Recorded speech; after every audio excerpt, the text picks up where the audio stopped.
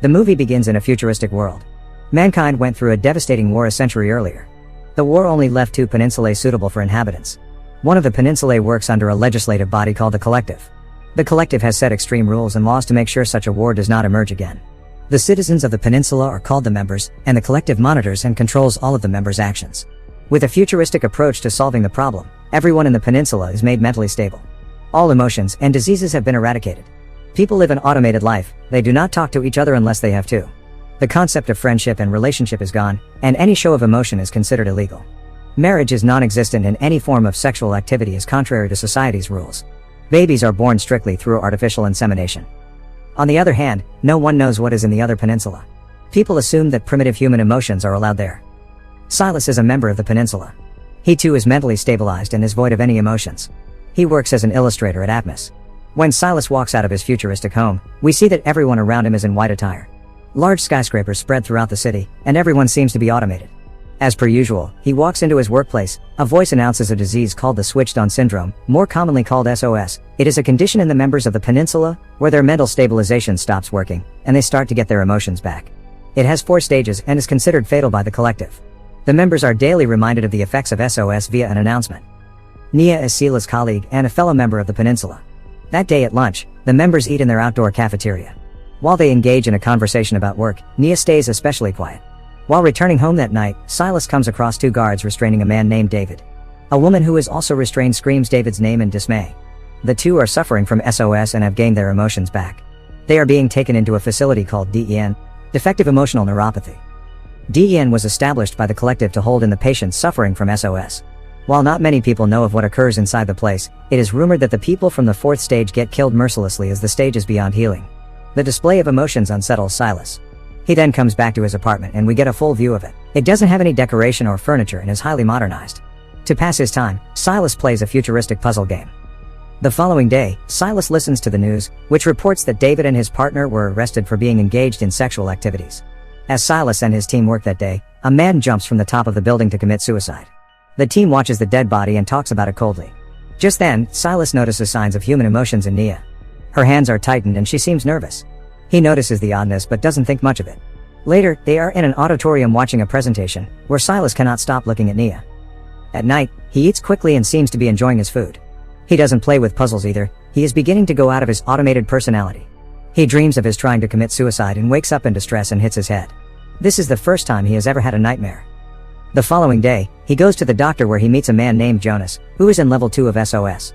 The doctor checks Silas, and it turns out that he has level 1 SOS.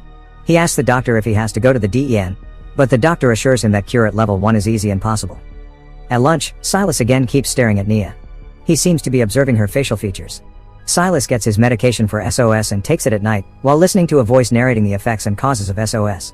The voice adds that people with the last stage of SOS, stage 4, are taken to DEN and are electrocuted for showing emotions. The sick will go through a pain-free death scenario. The following day at work, Silas cannot concentrate and is distressed. He even cries while working and tries to hide it from his colleagues. He follows Nia around work at all times. The next morning, he switches his work with a colleague to get closer to Nia. As she explains the work to him, he doesn't seem to concentrate and keeps staring at her. Silas stays late after work and listens to Nia's recorded voice on her computer. He has begun falling in love with her. The next day, Silas and his team are in a meeting, when he accidentally drops a mug of coffee. He admits that he is suffering from level 1 SOS. The group collectively decides that Silas should stay as far as possible while working, so that the others feel more comfortable. After work, as Nia leaves for her apartment, Silas follows her. Nia catches him in the act, but Silas in turn questions her if she has SOS too. He tells her about him noticing her demure change when the guy committed suicide that week. Nia insists she is fine and leaves. The following day at work, Silas stays as far as possible from everyone, but doesn't stop looking at Nia. The 2 act like the conversation yesterday never happened. Both of them work late that day. Nia goes to the bathroom and Silas follows her. He gets into her bathroom stall and goes inside. The 2 are close when they touch each other for the first time. Silas feels Nia's face in awe. Nia reveals that she has had SOS for a year now. She never went to the doctor because she was afraid of being sent to the DEN. She then tells him that their being together is too risky, so they can't meet like this again. The 2 get up and finally kiss. It is now the next day, and everyone has left the office except the 2. Nia again leaves for the restroom and Silas follows. The 2 hold on to each other, but are too afraid to move on with the relationship. They kiss again. From the following day, they start sneaking into the restroom every day. They laugh, talk, and kiss. The 2 are falling in love. One day, Admas's manager, Leonard, comes into the restroom while the two are together. Nia stays hidden while Silas goes out and talks to him. As it turns out, someone had reported Silas's strange behavior to Leonard. He warns Silas of the consequences of sneaking around, and leaves. The two talk on their way back home, and Silas tells her that he will look for another job to not get caught, so the next day, Silas resigns from his job. A man named Dominic replaces him as Silas gets a new job at a nursery. At night, while picking up medicines, Silas meets Jonas again. The two talk for a while and Jonas reveals that he is a part of a support group with people who are suffering from SOS. He offers to help Silas if he needs it. Soon, Silas visits the support group and meets its members, namely Bess, Peter, Thomas Gill, Max, and Alice. There, he finds out that half the patients brought to DEN commit suicide as the staff encourages them. Some even watch them kill themselves. As opposed to electro-restraints, suicide seems more preferable to everyone. Silas is shocked. Later that night, Nia knocks on his door. He brings her inside and she breaks down crying. She had missed him too much.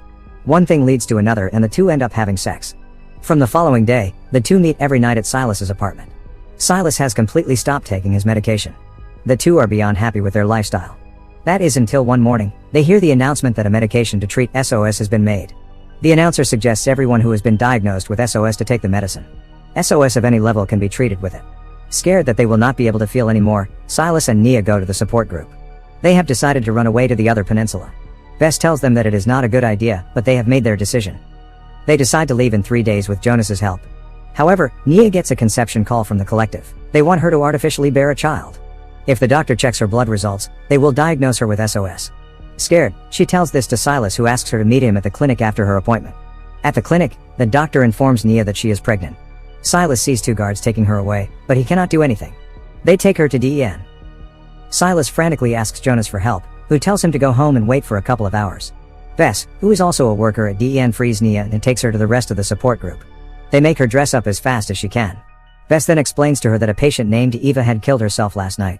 Bess has changed her records to Nia's. So now Nia can live freely as Eva. Nia runs away to Silas's apartment but is surprised when she doesn't find him there. Meanwhile, Silas is at work where it is announced in the news that Max had reported Bess, Jonas, and Gilead. So now, all 3 of them were cured and void of emotions. He then runs to DEN's headquarters and asks a worker about Nia. He informs him of her death. Silas is devastated. He goes blank and starts having a panic attack. Nia goes searching for him when he doesn't return back to the apartment. Meanwhile, Silas climbs on top of Admas's building to commit suicide. As he is about to jump, he changes his decision. When he gets back to his apartment, he is greeted by a worried Nia. She immediately notices the mark on his neck. Silas has been cured of SOS. Nia asks him why he did that, to which he replies that he thought she was dead. The cure only takes effect in 6 hours, so he only has 1 more hour before his emotions go away. Nia is still pregnant, so she asks Silas to fight the cure. The two still decide to go through the plan to run away. The next morning, Silas remembers that he loved her but doesn't feel it anymore. He tells her to get dressed to go to the train as they had decided. In the train, Nia is disappointed, as Silas sits 2 seats away from her. Nia reminisces of all the good times with Silas. Just then, he sits on the seat beside her and holds her hand, suggesting that he will soon recover and gain his emotions back. Subscribe for more videos like this, turn on notifications, and leave a like to help the channel out. Thank you for watching.